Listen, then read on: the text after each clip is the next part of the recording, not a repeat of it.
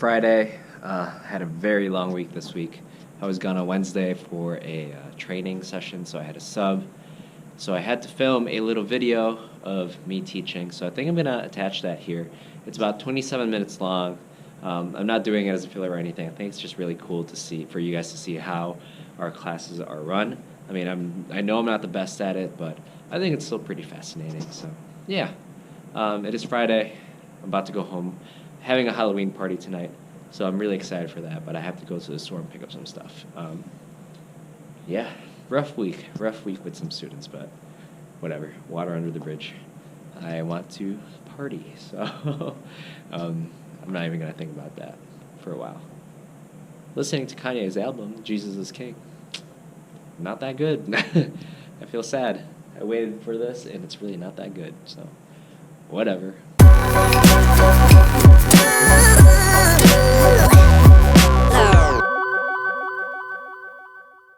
Before we talk about the story today, we need to talk about one thing, and that is irony.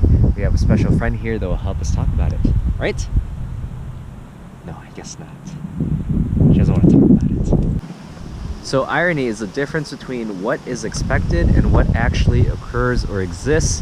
There are three different types of irony. There's situational, dramatic, and verbal. Let's start off with situational irony. So situational irony is when what happens is different from what is expected.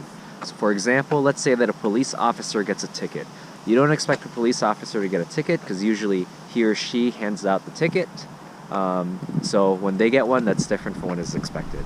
The next term that we have is dramatic irony, and that is when the reader knows more about the events of a story than the characters themselves.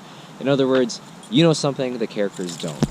For example, let's say that a student named Tim gets an A, and his parents are very proud of that A.